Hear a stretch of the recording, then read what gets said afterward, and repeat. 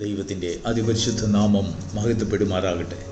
പ്രഭാതത്തിൽ തിരുവചനം ശ്രവിക്കുന്ന എല്ലാ ദൈവമക്കളെയും ക്രിസ്തുയേശുവിൻ്റെ ധന്യനാമത്തിൽ വന്ദനം ചെയ്യുന്നു.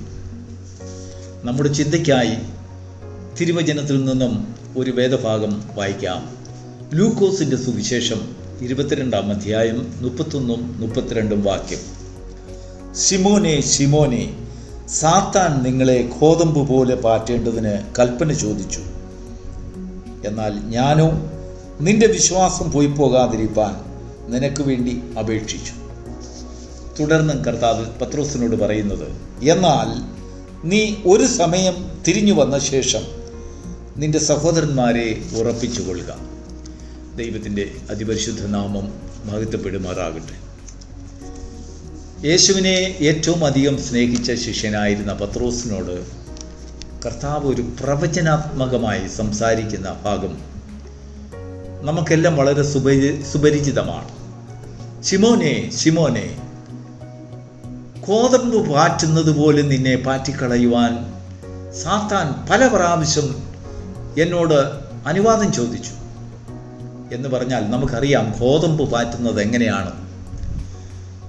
നമ്മുടെ നാട്ടിലെ കളങ്ങളിലെല്ലാം കൃഷി കണ്ടങ്ങളിലും വയലുകളിലുമെല്ലാം ധാന്യങ്ങൾ കൊയ്ത്തു കഴിഞ്ഞതിന് ശേഷം കൂട്ടിയിട്ടിട്ട് അത് പാറ്റുന്നവർ, അല്ലെങ്കിൽ മണികളെ വേർതിരിക്കുന്ന നല്ല വിത്തുകളെ വേർതിരിക്കുന്നവർ കാറ്റിന് അഭിമുഖമായി നിന്നുകൊണ്ട് ധാന്യം കുട്ടയിലോ മുറത്തിലോ എടുത്ത് വളരെ ഉയരത്തിൽ അല്പാൽപമായി താഴേക്ക് വിതറിയിടും.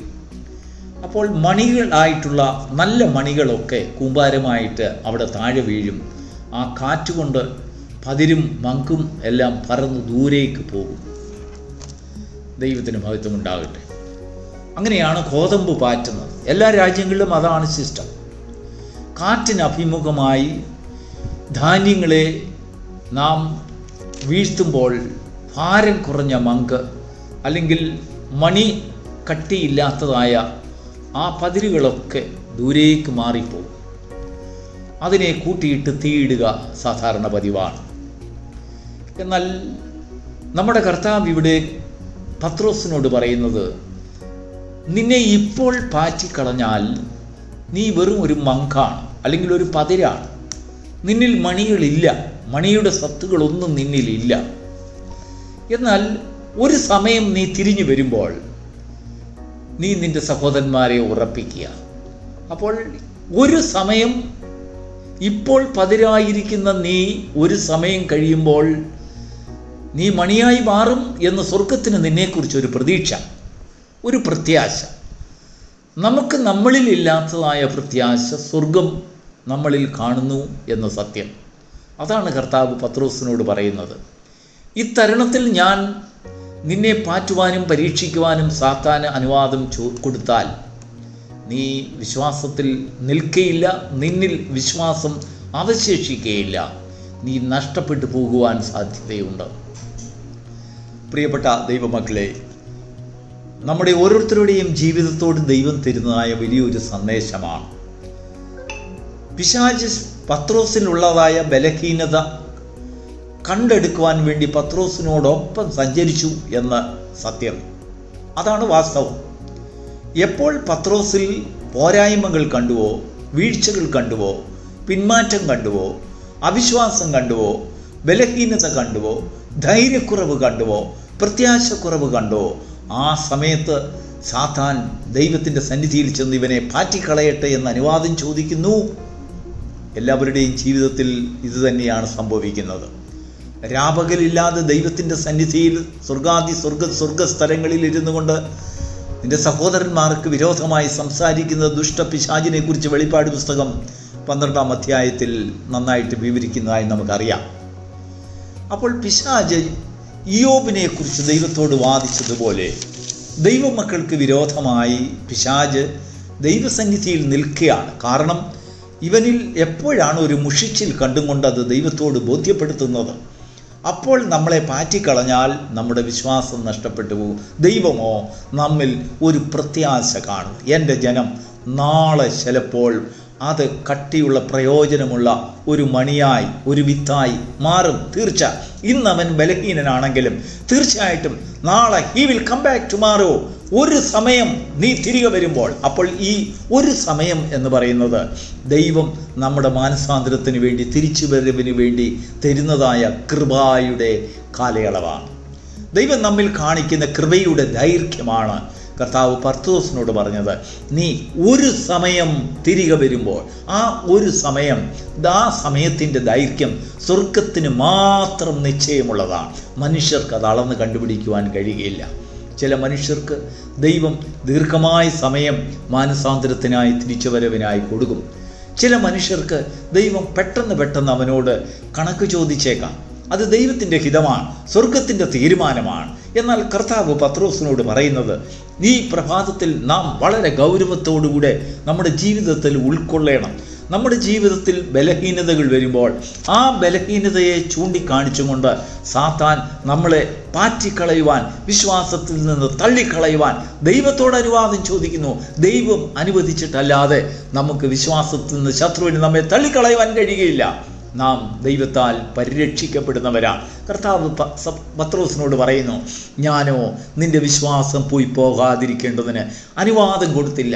ദൈവം അനുവാദം കൊടുത്തിരുന്നുവെങ്കിൽ നമ്മൾ ആരും കൃപയിൽ, വിശ്വാസത്തിൽ, സത്യത്തിൽ, അല്ലെങ്കിൽ ദൈവത്തോടുള്ളതായ ബന്ധത്തിൽ ദൈവമുള്ളവരായി കാണുകയില്ലായിരുന്നു. നശിച്ചു പോകുന്നവരുടെ കൂട്ടത്തിൽ പെടുമായിരുന്നു, ദുഷ്ടദാസന്മാരായി തീരുമായിരുന്നു. എങ്കിലും ഇന്നത്തെ ദുഷ്ടത ദൈവം കണക്കിലെടുക്കാതെ നാളത്തേക്ക് ദൈവം ഒരു പ്രത്യാശ നമ്മളിൽ വയ്ക്കുന്നു. നമ്മൾ തിരിച്ചു വരും. മുടിയനായ പുത്രനെ കുറിച്ച് നമ്മൾ കേട്ടിട്ടില്ലേ? ഒരു ദിവസം ഞാൻ എൻ്റെ അപ്പൻ്റെ ഭവനത്തിലേക്ക് തിരികെ പോകുമെന്ന് അവൻ്റെ ഹൃദയത്തിൽ പറഞ്ഞു. അങ്ങനെ ഹൃദയത്തിൽ പറയുന്ന ഒരു അവസ്ഥ, ഒരു മാനസാന്തരത്തിൻ്റെ ഒരു പ്രത്യയം നമ്മളിൽ സൃഷ്ടിക്കപ്പെടും എന്ന് സ്വർഗം നമ്മെക്കുറിച്ച് ആശിക്കുന്നു. ആ സ്വർഗം നമ്മളിൽ കാണിക്കുന്നതായ ദീർഘക്ഷമയാണ്. രക്ഷയെ കരസ്ഥമാക്കിയവർ, കർത്താവിനെ അറിഞ്ഞവർ, കർത്താവിനെ വിളിച്ചപേക്ഷിച്ചവർ, കർത്താവിൻ്റെ പുറകെ ഇറങ്ങിത്തിരിച്ചവർ, കർത്താവിന് വേണ്ടി കഷ്ടം സഹിക്കാമെന്ന് പറഞ്ഞ ദൈവമക്കളെ, നിങ്ങളെ ദൈവം തള്ളിക്കളയുന്നില്ല.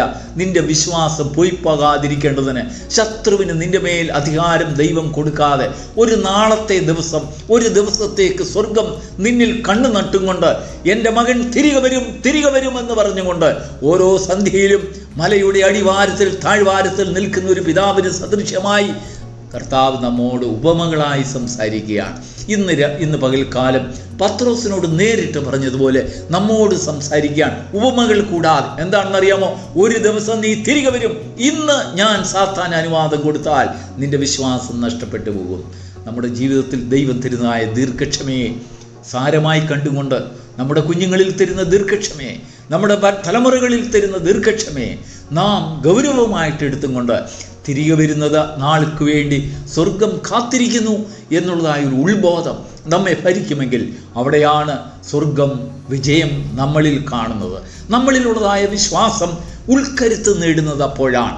നമ്മെ നടത്തുവാനും ശക്തീകരിക്കുവാനും പ്രയോജനമുള്ള ദാസന്മാരാക്കി നമ്മെ മാറ്റുവാനും തക്കവണ്ണം ദൈവത്തിൻ്റെ ആത്മാവിന് നമ്മെ സൂക്ഷിക്കുവാനും നമ്മിൽ പരിപ്രവർത്തിക്കുവാനുള്ള ഒരു സ്വാതന്ത്ര്യം അപ്പോഴാണ് ലഭിക്കുന്നത്. ആ സ്വാതന്ത്ര്യം ദൈവത്തിന് വേണ്ടി വിട്ടുകൊടുക്കുമ്പോൾ, ആത്മാവിന് വേണ്ടി വിട്ടുകൊടുക്കുമ്പോൾ നാം ആത്മീക ജീവിതത്തിൽ ശക്തിയുള്ളവരായിത്തീരുന്നു. ഒരു ശത്രുവിന് നമ്മോട് പോരാടുവാൻ കഴിയുകയില്ല. പ്രിയമുള്ളവരെ, മനുഷ്യർ നമ്മെ പത്രോസിനെ പോലെ അനേക വാക്കുകൾ കൊണ്ട് നമ്മെ ദുഃഖിപ്പിച്ചേക്കാം. കർത്താവിനെ തള്ളിപ്പറഞ്ഞെന്നും പിന്മാറിയെന്നും ഒക്കെ നിന്നെ പറഞ്ഞ് പരിഹസിച്ചേക്കാം. പക്ഷെങ്കിൽ ദൈവം നിന്റെ മുൻപിൽ വെച്ചിരിക്കുന്ന ഒരു ദിവസത്തെ കാണുവാൻ, ഒരു സമയത്തെ കാണുവാൻ അവർക്കാർക്കും അവരുടെ ദൃഷ്ടി പ്രകാശിപ്പിക്കപ്പെടുകയില്ല. എന്നാൽ നീ ദൈവത്തിൻ്റെ സന്നിധിയിൽ അപേക്ഷിക്കുമ്പോൾ നിനക്ക് ദൈവം അത് വെളിപ്പെടുത്തും. ഒരു നിമിഷം നിന്നിൽ തന്നിരിക്കുന്ന ദിവസം, ഒരു സമയം എന്താണെന്നുള്ളത് നിന്നിലേക്ക് വിശ്വാസം ശക്തിയോടെ തിരിച്ചു വരുവാൻ, കർത്താവിൻ നിന്നിൽ പ്രത്യാശിക്കുന്ന പ്രത്യാശയുടെ മുഖത്തെ കാണുവാൻ ദൈവം നിനക്ക് ഈ പ്രഭാതത്തിൽ കൃപ നൽകുമാറാകട്ടെ, സഹായിക്കുമാറാകട്ടെ. God bless you.